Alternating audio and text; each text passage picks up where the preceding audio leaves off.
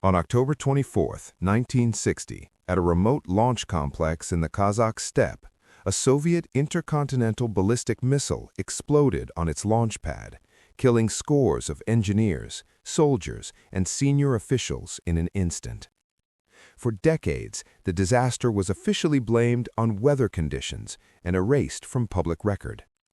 In reality, it was one of the worst catastrophes in the history of space and missile development, later known as the Nedelin catastrophe. Its true causes lay not in wind or temperature, but in political pressure, rushed procedures, and a culture that punished delay more harshly than danger. The missile involved was the R-16, a new generation ICBM designed to give the Soviet Union strategic parity with the United States. It was a complex and volatile weapon, fueled with unsymmetrical dimethylhydrazine and nitrogen tetroxide, chemicals chosen because they could be stored at room temperature, but notorious for their extreme toxicity and instability. Once fueled, the missile became a ticking hazard. Standard safety doctrine required evacuation of personnel during critical stages. On that day, those rules were ignored. The launch site was Baikonur Cosmodrome, though at the time it was referred to only by a postal code to conceal its existence. The Soviet leadership was under intense pressure to demonstrate technological superiority ahead of upcoming political anniversaries and international scrutiny. Marshal Mitrofan Nedelin, commander of the Strategic Rocket Forces, was personally present to oversee preparations. His presence alone altered behavior. Engineers and officers understood that failure or delay could end careers or worse. The R-16 had already shown problems during testing.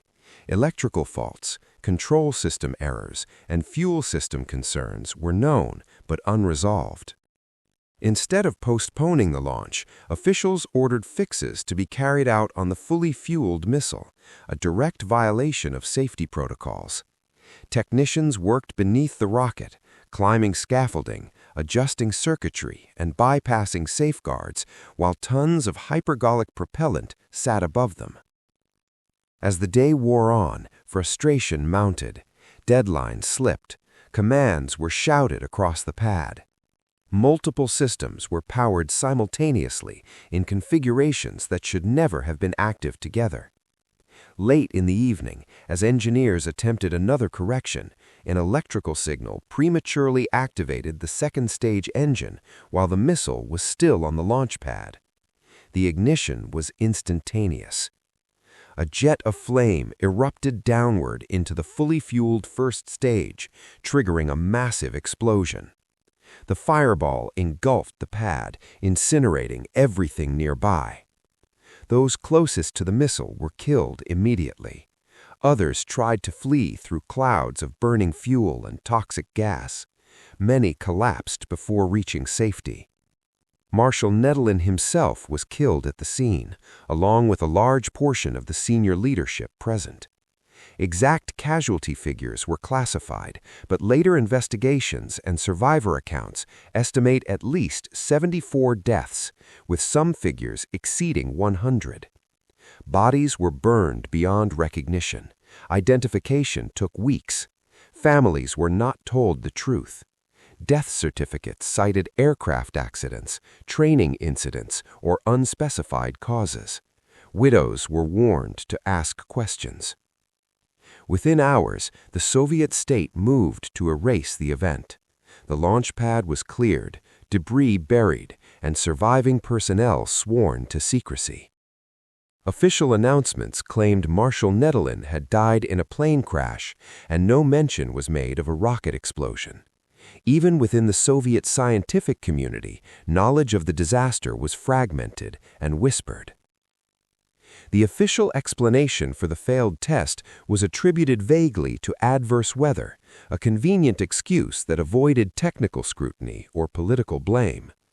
Acknowledging the real cause would have meant admitting that systemic pressure, not nature, had killed dozens of the nation's best specialists. Behind closed doors, however, the lessons were unavoidable. The investigation revealed a chain of human decisions driven by fear and urgency. Safety systems were bypassed. Authority was centralized in one figure whose presence discouraged dissent. Engineers who knew the risks did not feel empowered to stop the process. In the years that followed, Soviet missile and space programs quietly implemented changes. Launch procedures were revised. Personnel evacuation rules were enforced more strictly.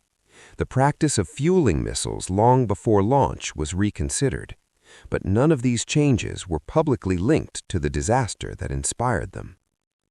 It was not until 1989, during the era of glasnost, that the Soviet government officially acknowledged the explosion. For the first time, the names of the dead were published, and the true cause was admitted. Survivors were allowed to speak openly. Memorials were erected. The lie about weather was finally abandoned. The Nedelin catastrophe stands as a stark example of how technological disasters are often rooted not in engineering alone, but in organizational culture. The R-16 did not explode because it was impossible to control. It exploded because the system around it valued speed over safety and obedience over judgment. On October 24, 1960, the Soviet Union did not merely lose a missile and a launch pad. It lost dozens of irreplaceable experts and demonstrated at a terrible cost how secrecy and pressure can turn advanced technology into a lethal trap. The weather that day did not kill them. Human decisions did.